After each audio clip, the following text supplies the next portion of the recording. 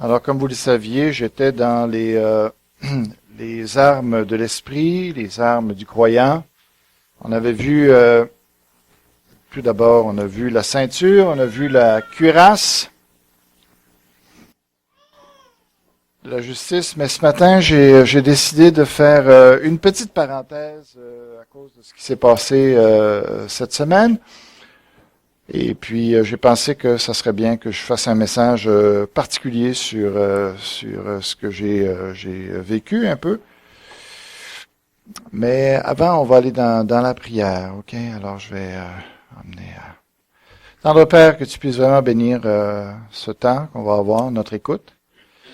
Bénis, Seigneur, ton peuple au travers le monde entier, Seigneur, que ton règne vienne, que ta volonté soit faite sur la terre comme au ciel. Seigneur, envoie des ouvriers dans la moisson, que tu puisses, d'entre nous, qu'on puisse vraiment ne pas s'asseoir sur nos lauriers, comme on dit, qu'on puisse être des gens qui sont à l'œuvre, souffrent avec moi comme un bon soldat de Jésus-Christ. C'est ce que tu disais à un jeune homme un jour. Et Seigneur, on veut être des bons soldats pour toi, Seigneur. Si tu juges qu'on est trop assis, si tu juges qu'on n'est pas suffisamment à ton œuvre, Seigneur, mobilise-nous, touche-nous, montre-nous il y a beaucoup de gens qui se perdent. Ton œuvre est en attente, le monde est en attente de la prédication de l'Évangile partout, Seigneur, pour que tu puisses revenir. Je te prie, Seigneur, de nous mettre à l'œuvre, de nous mobiliser. Et bénis les églises ce matin au Québec. Bénis les églises persécutées. Seigneur, viens au secours de nos frères et sœurs qui ont de la misère dans le monde, qui sont persécutés, qui sont en prison, qui sont battus. Viens à leur secours, Seigneur, qu'on ne les oublie pas. Je te prie aussi pour ceux qui sont en Californie. Seigneur, tous ces gens-là qui ont tout perdu, qui sont dans la détresse ce matin, Seigneur. Là-dedans, il y a de nos frères et nos sœurs aussi. Viens à leur secours, Seigneur, qu'ils puissent goûter à beaucoup d'amour autour d'eux, beaucoup d'aide. Montre-nous ce qu'on peut faire aussi pour les aider. Dans le nom de Jésus, je te demande de prendre ce message, Seigneur, nous permettre au travers de celui-ci, d'être affermis dans notre foi. Au nom de Jésus. Amen. Alors, cette semaine, quelqu'un m'a parlé des témoins de Jéhovah. Et puis, on a commencé à discuter. Il voulait que j'aille chez lui pour leur parler. Je savais pas trop. Je suis pas sûr que c'est ça que je veux faire. Je suis pas sûr que c'est une bonne chose à faire non plus. Mais de toute façon, ça m'a amené à réfléchir. Je me suis dit, tiens, comment s'y prendre pour leur présenter l'Évangile? Parce que les autres aussi ont besoin de l'Évangile tout autant que les autres. Puis, souvent, ce qu'on fait, quand on veut parler avec un témoin de Jéhovah, on se fait prendre un petit peu au piège, je dirais, de discuter avec la Trinité, la divinité de Jésus. Et là-dessus, ils sont bien préparés, disons, pour des gens qui ne connaissent pas beaucoup leur Bible ou qui la connaissent juste un petit peu. Et ils peuvent pas mal se défendre sur certains textes et puis nous donner du fil à retordre, puis finalement, ça produit des discussions vaines que Dieu ne veut pas qu'on ait. Alors, je me suis dit, parce que j'ai pas beaucoup de contacts, ça fait longtemps avec les témoins de Jéhovah. La dernière fois que je me rappelle, c'était 2 jeunes qui sont présentés chez moi. Et je les ai pas fait rentrer chez moi pour une raison.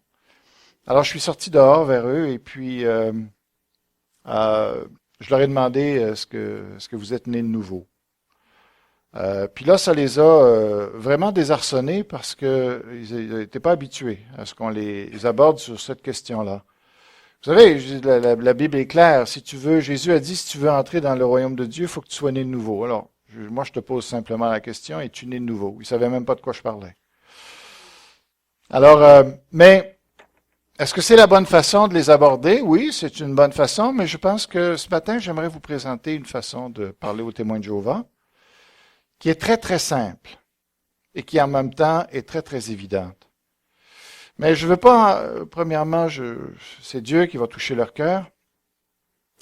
Je ne veux pas tellement vous équiper pour que vous soyez des bons soldats, des gagneurs d'âme pour les témoins de Jéhovah, c'est bien. Mais je veux surtout vous montrer combien ils sont dans l'erreur. Et c'est tellement évident avec ce qu'on va voir ce matin. Et je le fais pas pour, premièrement, les discréditer, mais pour vous affermir dans votre foi, pour affermir vos convictions, que vous êtes au bon endroit en étant en Jésus-Christ. Alors, c'est ce qu'on va regarder ce matin. Et peut-être qu'il y en a qui vont dire, ben oui, c'est tellement clair. Et à mon avis, c'était même une révélation pour moi, dans le sens, c'est tellement présent là dans ce qu'on va voir, et tellement simple que de dire comment ça se fait qu'il ne le voit pas, comment ça se fait qu'on ne le voit pas. Et puis, vous savez, l'amour, c'est pas la même chose que la confusion. D'aimer quelqu'un, c'est pas de le garder dans l'erreur. C'est pas de l'accueillir malgré ses mensonges, malgré ses erreurs doctrinales. Non, l'aimer, c'est vraiment l'aider à découvrir la vérité. Et la vérité, c'est le contraire de l'erreur. Tout le monde ne peut pas avoir raison, comme je dis, et il y a beaucoup de confusion dans notre monde, et il ne faut pas avoir honte d'avoir une doctrine qui est tellement claire et qui nous guide. Jésus a dit, je suis la lumière du monde. Mais on dirait que pour être gentil avec tout le monde, on dirait qu'il faudrait mettre des abat-jours un peu partout. Il ne faudrait pas parler de doctrine. De peur d'avoir des conflits, il faudrait, tout le monde est beau, tout le monde est fin. C'est faux. C'est faux. Il faut trancher. La parole de Dieu est comme une épée qui tranche, qui sépare moelle de l'os. Il faut trancher. Il faut avoir une compréhension de la parole de Dieu qui est exacte. Et c'est ce que je veux essayer de vous donner ce matin. Je crois que vous allez être édifiés par ce que l'on va voir. Je vous invite à tourner, je vous ai déjà invité à tourner dans le livre des Actes. Si vous n'êtes pas là, allez-y. Je vous attends quelques secondes. Actes chapitre 1.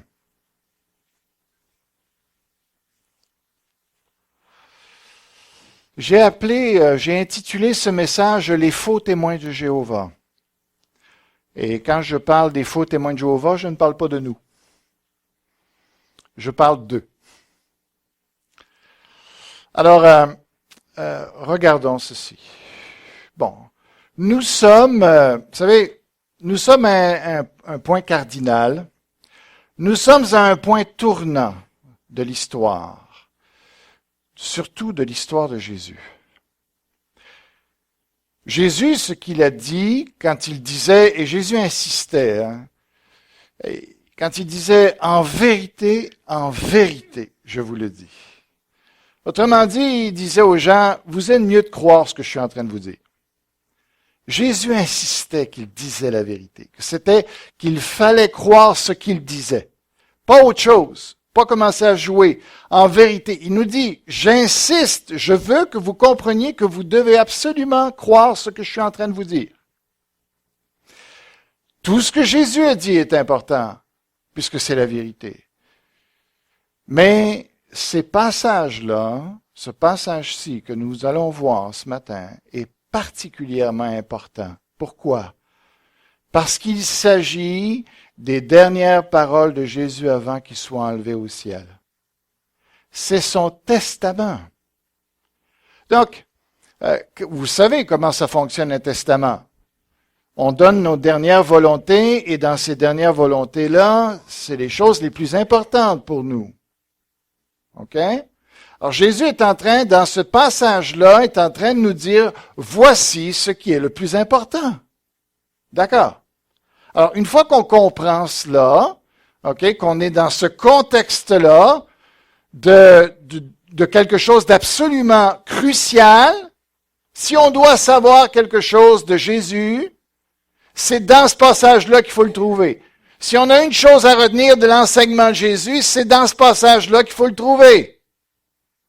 Bon, voici ce qu'il dit. Par rapport aux témoins de Jéhovah, par exemple. Regardons un peu. Il dit, cher Théophile, verset 1er, dans mon premier livre, donc c'est Luc qui parle. J'entends quelqu'un qui parle, ça va? Ça va? OK. Alors il dit, dans mon premier livre, j'ai parlé de tout ce que Jésus a commencé de faire et d'enseigner, jusqu'au jour où il a été enlevé au ciel, après avoir donné ses ordres. Ah, c'est intéressant. Faisons juste nous arrêter. Témoins de Jéhovah ne croient pas à la divinité de Jésus. Mais pourtant, ici quand même, Jésus donne ses ordres. Pas simplement les ordres de Dieu. OK? Alors, si j'étais moi simplement homme, je ferais attention à des expressions comme ça. Je suis en train de mobiliser mon Église, je suis en train de mandater mon Église, et je ferais bien attention de dire les ordres de Dieu. Mais non, il dit pas ça. Il dit ses ordres à lui. Voyez-vous, alors il se présente comme toute une autorité. Il est le commandant de l'Église. Il est celui qui doit diriger l'Église. Wow. OK. C'est juste des petites remarques comme ça. Alors il dit, après avoir donné ses ordres par le Saint-Esprit aux apôtres qu'il avait choisis. Oh, l'élection. Hein, l'élection. Jésus est responsable de l'élection. Il a choisi ses apôtres. Après avoir souffert, il se présenta à eux vivants et leur donna de nombreuses preuves. Pendant 40 jours, il se montra à eux et leur parla de ce qui concerne le royaume de Dieu. Ah, très intéressant. Mais c'est même pas ce qui est le plus essentiel encore. Vous allez le voir, ce qui est le plus essentiel et le plus simple tout à l'heure. Mais il dit pas le royaume des témoins de Jéhovah. OK? Ou il dit même pas le royaume de Jéhovah. Jésus, ici, emploie le grec, tout simplement, puis il dit, c'est le royaume de Dieu, c'est le royaume de Théos. Alors, lui-même, parce que vous savez, les témoins de Jéhovah, ils disent, un de leurs messages, quand ils viennent nous voir, c'est ils insistent sur, nous, on utilise le vrai nom de Dieu. C'est le nom Jéhovah, et si on ne l'utilise pas, eh bien, ça ne déplaît pas à Dieu, même, tu sais, je pense qu'ils iraient jusqu'au point de dire, tu n'es pas sauvé, tu sais. Il faut vraiment insister, ils insistent, c'est fondamental pour eux. Le nom Jéhovah, là, tu peux pas te passer de ça, c'est le seul vrai nom de Dieu. Alors, pourtant, Jésus dit ici, c'est le royaume de Dieu. Il n'a pas dit, vous savez, qu'est-ce qui est marqué sur une église des témoins de Jéhovah? C'est quoi le nom d'une église des témoins de Jéhovah? C'est quoi? La salle du royaume. Hein? Alors, Jésus dit ici, le royaume, c'est le royaume de Dieu. C'est pas le royaume de Jéhovah. Bon, OK, je n'ai pas de problème avec le royaume de Jéhovah, mais Jésus semble avoir une liberté par rapport à ce nom-là que les témoins de Jéhovah n'ont pas. Je veux dire, c'est bien de le remarquer. Alors qu'il se trouvait en leur compagnie, il leur recommanda de ne pas s'éloigner de Jérusalem, mais d'attendre ce que le Père... Ah, tiens, ça c'est le nom favori pour Jésus quand il parle de Dieu. C'est tout le temps le Père. C'est pas Jéhovah, c'est le Père. Hein? Alors pourquoi, si Jésus a cette liberté-là d'appeler son Dieu son Père, pourquoi moi je devrais être mal à l'aise d'utiliser le nom Père? Surtout qu'on est des fils de Dieu. Tu sais, je veux dire, il n'y a pas de raison de cette insistance-là. Bon. Il dit, ce que je vous ai annoncé, leur dit-il, car Jean a baptisé d'eau, mais vous, dans peu de jours, vous serez baptisés du Saint-Esprit. Alors, les témoins de Jéhovah croient que le Saint-Esprit, c'est une force. Tandis que tout le long des évangiles, c'est présenté, il est une personne, le Saint-Esprit. Une personne avec toutes les caractéristiques d'une personne. Plus loin, ça dit, alors que les apôtres étaient réunis, ils lui demandèrent, Seigneur. Ah, OK. Alors, on appelle même Jésus Seigneur. Vous savez que dans le nom Jéhovah, d'abord, on ne sait même pas comment il se prononce. Les 4 lettres hébreux, OK, qui sont des consonnes, on ne sait plus quelle voyelle qui était entre les consonnes. Parce que les Juifs avaient tellement peur de prononcer le nom de Dieu qu'on ne sait pas. Alors, bien malin aujourd'hui de dire, voici comment il faut le prononcer. Voici quelles sont les voyelles. Alors, ce qu'on a fait, ce que les Juifs ont fait, ils ont pris les noms du mot Adonai, qui veut dire Seigneur, et ils ont intercalé ça entre les consonnes, et ça a donné le nom Jéhovah. Mais un Juif aujourd'hui va vous dire qu'il pense que la meilleure prononciation, c'est Yahvé. Pas Jéhovah. À cause de ce transfert-là qu'on a fait. Bon, mais je ne veux même pas rentrer là-dedans. Mon point, c'est drôle.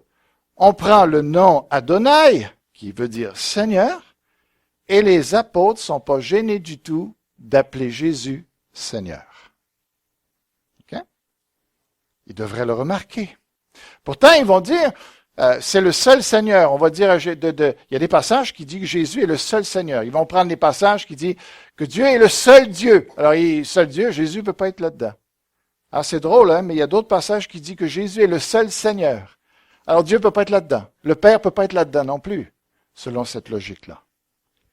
Mais c'est même pas ça qui est le plus simple à comprendre pour vous. Vous allez voir. Alors, il dit ici après, Seigneur, est-ce à ce moment-là que tu rétabliras le royaume pour Israël? Il leur répondit, ce n'est pas à vous de connaître les temps et les moments que le Père a fixés de sa propre autorité. Voici ce qui est important à retenir.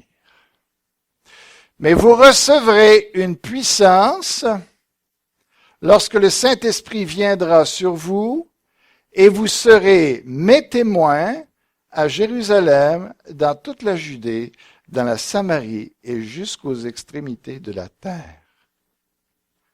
Avez-vous saisi le point?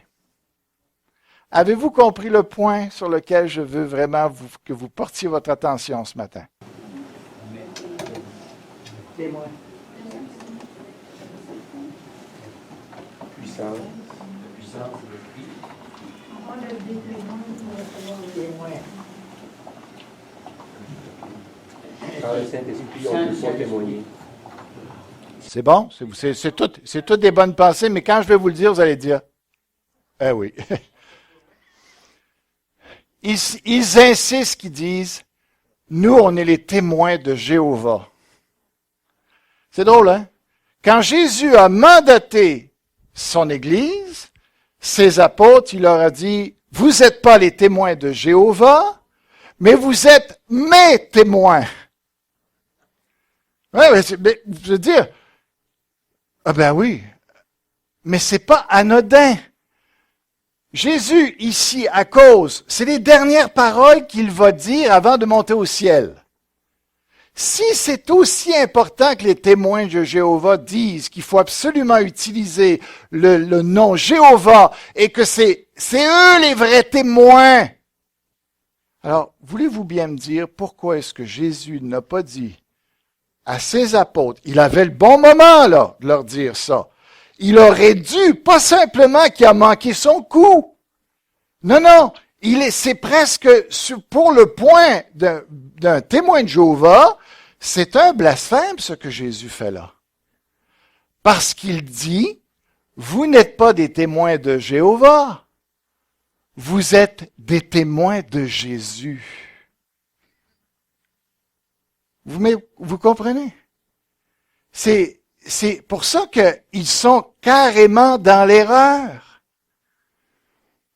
Jésus, là, ici, s'attribue toute la question de la gloire.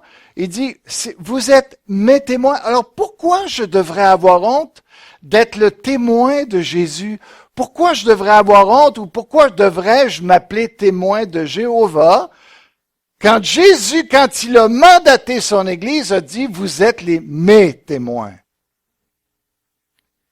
Alors, on a le droit et on a même, je dirais, c'est plus légitime de dire, nous, si on avait un nom à porter, comme ça, nous devrions dire, voici les témoins de Jésus. Mais, vous dire, oh, c'est juste un problème de nom. Non, c'est pas juste un problème de nom. C'est beaucoup plus fondamental que ça. Autrement dit, vous savez ce qu'ils sont en train de faire quand ils disent ils sont les témoins de Jéhovah? Clairement, ils sont en train de nous dire que c'est un autre évangile qu'ils sont en train d'annoncer. Ils sont les témoins de quelque chose d'autre. Et on va voir par la parole qu'ils n'ont pas le droit d'être témoins de Jéhovah. On va le voir. OK? Vous voulez témoigner? Moi, je vous dis, là, si vous rencontrez un témoin de Jéhovah, posez-lui la question de ceci. Veux-tu bien me dire pourquoi vous êtes des témoins de Jéhovah alors que Jésus a dit que vous serez mes témoins? Explique-moi ça. C'est assez simple, n'est-ce pas? Hein? Alors, pourquoi tu insistes tellement sur la question du nom de Jéhovah? Tu sais? Alors, je pense que ce passage-là met en évidence comment ils sont dans l'erreur et comment ils sont complètement. Ce sont des faux témoins de Jéhovah. Mais j'ai pas fini. On n'a pas fini. On va regarder. Qu'est-ce que ça veut dire quand ils disent qu'on est des témoins de Jéhovah? Ce qu'ils sont en train de dire finalement, c'est qu'ils ont honte de Jésus. Pourquoi ils ne veulent pas s'identifier à Jésus? Parce que pour eux, Jésus, c'est pas grand-chose. Même s'ils vont vous dire, mais nous, on croit en Jésus, on croit qu'il pardonne nos péchés, on croit qu'il est mort sur la croix, on croit tout ça. Non, vous n'y croyez pas vraiment. Et je vais vous montrer qu'ils n'y croient pas. Qu'ils ont honte de Jésus, qu'ils s'identifient à Jésus du bout des lèvres, alors que les apôtres s'identifiaient pleinement à Jésus. Eux n'ont pas cette attitude-là. Et je vais vous montrer qu'en utilisant l'expression que nous sommes des témoins de Jéhovah, ils viennent de dire exactement qui ils sont. Nous allons regarder ça dans quelques passages. D'abord, je vous invite à tourner dans 1 Jean, chapitre 2.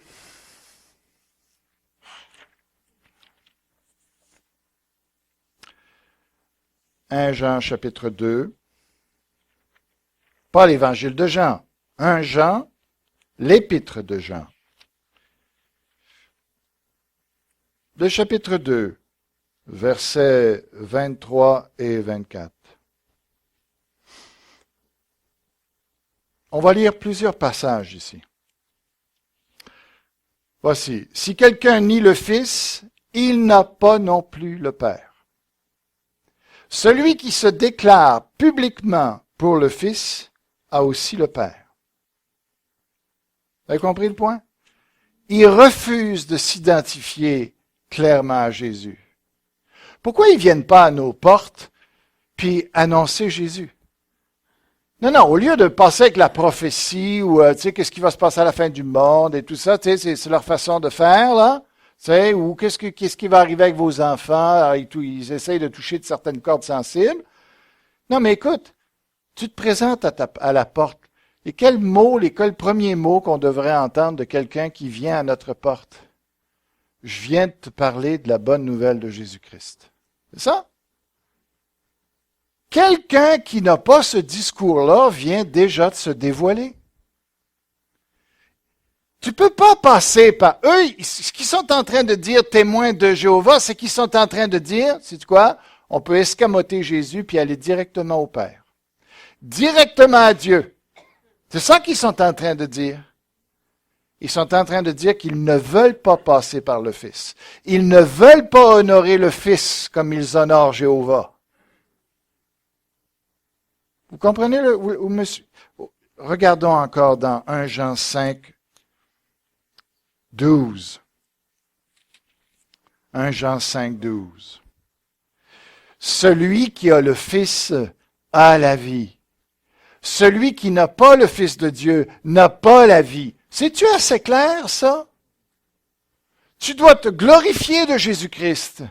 Tu dois t'identifier parfaitement à lui. Tu dois dire, quand Jésus a dit, croyez en Dieu, c'est bien, mais croyez aussi en moi. Il faut que les gens soient clairement, qui reconnaissent la vérité, qu'il faut absolument qu'ils passent par Jésus. Tu ne peux pas te présenter à Dieu sans Jésus. Et évidemment, puisqu'il est Dieu lui-même. 2 Jean chapitre 1, 2 Jean, on va juste aller voir le verset, puisqu'il n'y a pas de chapitre. Verset 9. Quiconque s'écarte de ce chemin et ne demeure pas dans l'enseignement de Christ n'a pas Dieu. Celui qui demeure dans l'enseignement de Christ a le Père et le Fils. Si quelqu'un vient chez vous et n'apporte pas cet enseignement, ne le prenez pas chez vous, ne le saluez pas, car celui qui le salue s'associe à ses mauvaises œuvres.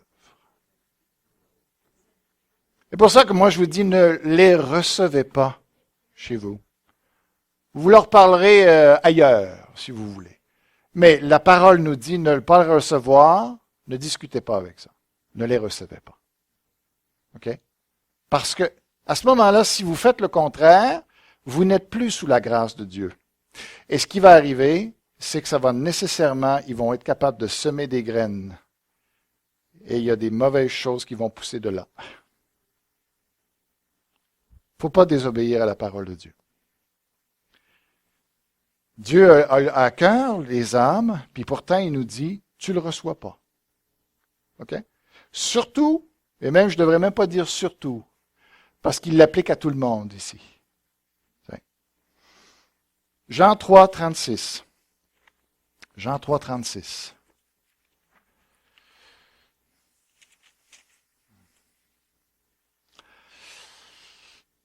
Il dit, le Père aime le Fils et a tout remis entre ses mains. Aïe, aïe. Alors, si tu n'es pas avec Jésus, tu n'as rien, mon ami. C'est ça que ça veut dire. Le Père aime le Fils. Est-ce que tu l'aimes, Jésus-Christ? Jésus a mis toute son affection à Jésus. Est-ce que toi, tu as cette attitude-là envers Jésus-Christ? Non, ils ne l'ont pas. Celui qui croit au Fils a la vie éternelle. Celui qui ne croit pas au Fils ne verra pas la vie, mais la colère de Dieu reste au contraire sur lui. Vous savez quoi? Les témoins de Jéhovah, la colère de Dieu est contre eux. N'allez pas... Moi, j'ai vu des chrétiens, des fois, commencer à sous-entendre que peut-être les témoins de Jéhovah, parce qu'ils parlaient de Jésus, parce qu'ils parlaient, il y avait la Bible et tout ça. Non, ils ne sont pas sauvés. Ils n'iront pas dans le royaume. Ils iront peut-être dans le royaume de Jéhovah, mais je ne sais pas de quel Jéhovah il s'agit. Mais certainement pas celui de la Bible.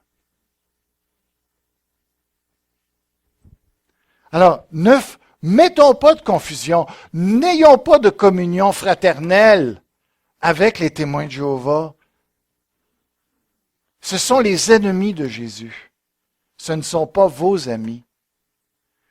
Ce n'est pas de l'amour que de vouloir s'identifier à ceux qui ne croient pas la même chose que nous. Je regrette. Et ce n'est pas les aider à se sortir de leur bourbier que de s'identifier à eux.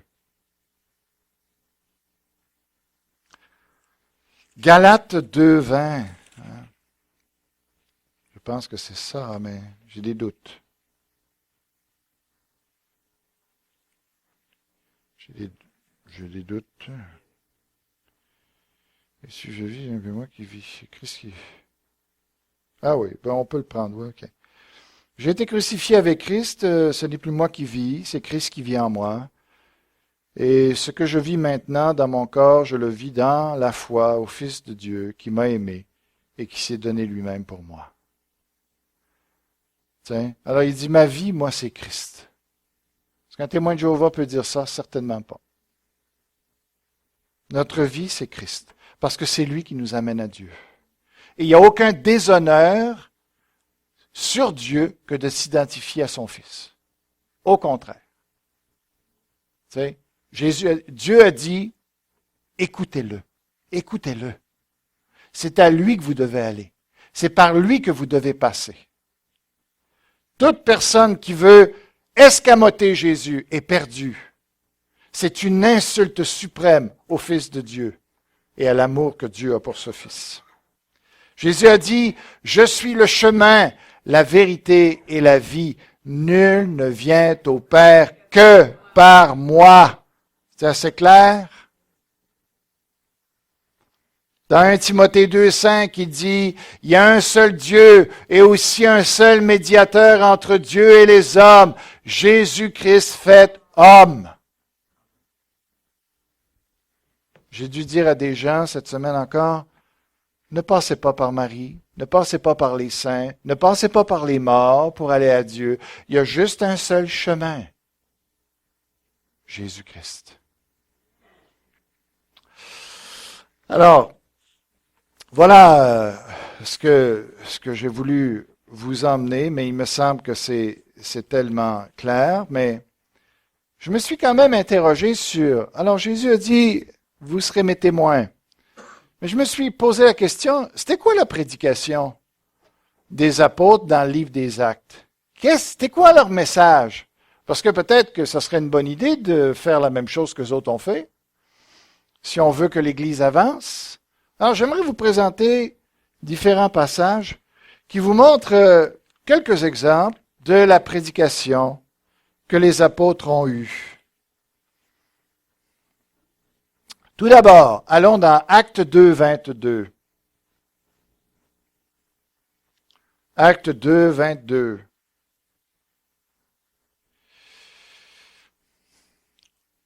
Pierre, ici, la première prédication, il dit, Israélites, écoutez ces paroles. Dieu vous a désigné Jésus de Nazareth, en accomplissant par lui au milieu de vous des miracles, des prodiges et des signes, comme vous le savez vous-même. Cet homme vous a été livré suivant le projet défini et la prescience de Dieu. Vous l'avez arrêté, vous l'avez fait mourir sur une croix par l'intermédiaire d'hommes impies. Mais Dieu a brisé les liens de la mort, il l'a ressuscité parce qu'il n'était pas possible qu'elle le retienne. Quelle était la prédication des apôtres? Jésus-Christ. Dans 4.2, si vous voulez regarder encore avec moi. 4.2, Actes, on est toujours dans les actes. On peut commencer avec le verset 1. Pierre et Jean parlaient encore au peuple quand survinrent les prêtres, le commandant des gardes du temple et les Sadducéens. Ils étaient excédés parce que les apôtres enseignaient le peuple et annonçaient la résurrection des morts dans la personne de Jésus. Voilà, c'était quoi la prédication des apôtres. Si on va maintenant au verset 11. Jésus est la pierre rejetée par vous qui construisez. Vous voyez pas les témoins de Jéhovah là-dedans? Ils veulent bâtir une église, mais sans Jésus. Ou en tout cas en passant pas mal à côté. Alors que le texte dit qu'il faut justement construire sur lui et qui est devenu la pierre angulaire. Si tu poses pas ta foi sur Jésus, tu es dans l'erreur. Il n'y a de salut en aucun autre nom, car il n'y a sous le ciel aucun autre nom qui a été donné parmi les hommes par lequel nous devions être sauvés. Mais est-ce que c'est pas assez clair? Il dit, il n'y en a pas un autre nom qui a été donné. Pourquoi tu me parles de Jéhovah? D'ailleurs, Jésus, c'est ça. Il a le nom Jéhovah dans son nom, au cas qu'il ne serait pas. OK? Parce que ça veut dire Jésus, ça veut dire Jéhovah sauve. Alors, tu sais, mais là, ils sont en train de vouloir nous donner un autre nom. Mais Jésus dit non. La parole dit, les apôtres disent non, il n'y a que le nom de Jésus. Verset 17 encore, la prédication des apôtres. Mais afin que cela ne se propage pas davantage parmi le peuple, défendons-leur avec menace de parler désormais à qui que ce soit en ce nom-là. C'était ça la prédication des apôtres. Le nom de Jésus. La crucifixion et la résurrection de Jésus. C'est ça qu'on a annoncé. Rien d'autre. Dans 5.14, le nombre de ceux qui croyaient au Seigneur, c'est Jésus ça. Hommes et femmes augmentaient de plus en plus. Si on regarde au verset 28, en disant, nous vous avions formellement interdit d'enseigner en ce nom-là. Ils ont continué. Et voilà que vous avez rempli Jérusalem de votre enseignement et que vous voulez faire retomber sur nous le sang de cet homme. Pierre et les apôtres répondirent, il faut obéir à Dieu plutôt qu'aux hommes. Le Dieu de nos ancêtres a ressuscité Jésus, que vous avez tué en le clouant sur le bois. Dieu l'a élevé à sa droite comme prince et sauveur pour donner à Israël la repentance et le pardon des péchés. Nous sommes témoins, voyez-vous ici, nous sommes témoins de ces événements, de même que le Saint-Esprit que Dieu a donné à ceux qui lui obéissent. Mais le témoignage ici, c'est par rapport aux événements qui concernent la vie de Jésus, sa mort et sa résurrection. C'est de ça qu'il faut être témoin. Permettez que j'aille dans les versets 41, 42. Les apôtres quittèrent le Sanhédrin, joyeux d'avoir été jugés dignes d'être maltraités pour le nom de Jésus. Et chaque jour dans le temple et dans les maisons, ils ne cessaient pas d'enseigner et d'annoncer la bonne nouvelle de Jésus, le Messie. C'est-tu assez clair? Alors, vous savez quoi? Voici, Jean 10 parle des témoins de Jéhovah et de d'autres comme eux. Jean 10, et je termine avec ça.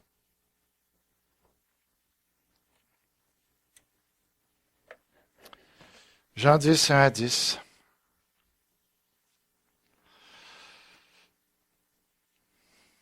En vérité, je vous le dis, celui qui n'entre pas dans l'enclos des brebis par la porte, mais s'y introduit par un autre endroit est un voleur et un brigand.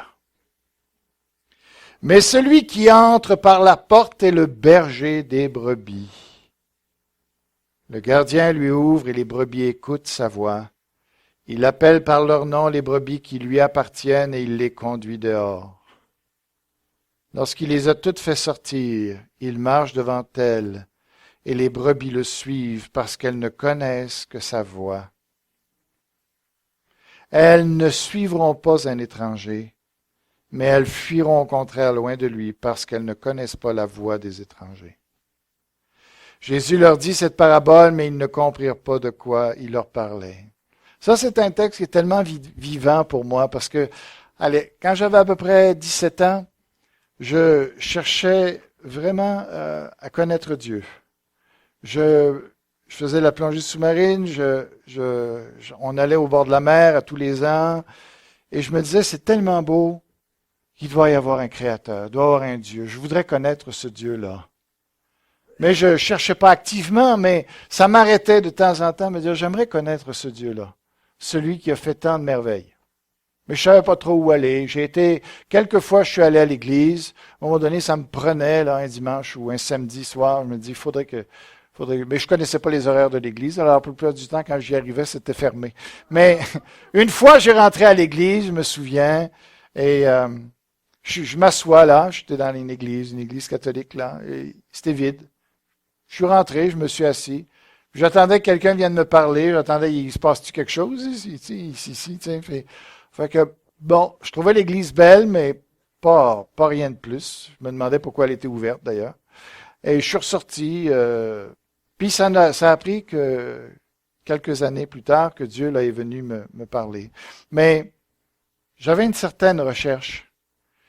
Et puis un jour, je me souviens, j'étais avec mon papa, j'étais dans le sous-sol, et puis j'étais en train de déjeuner, je pense. Oui, c'était un samedi matin, je suis en train de déjeuner. Ça sonne à la porte. Mon père va répondre. Et je savais que c'était des témoins de Jéhovah. Je me souviens pas pourquoi, mais je savais que c'était des témoins de Jéhovah. Et moi, je m'étais installé. Tu sais, je me disais, peut-être qu'eux vont pouvoir me guider, me parler. Et puis, mon père est sorti. Je pense qu'il a dû leur parler, j'imagine. Et par la suite, plus rien. J'étais là, j'attendais. Puis à un moment donné, je me suis dit, mais comment ça se fait qu'il ne rentre pas? Fait que je vais dehors, je sors, je vois personne. Je vois pas mon père non plus. Je ne sais pas ce qu'il a fait avec les témoins de Jéhovah.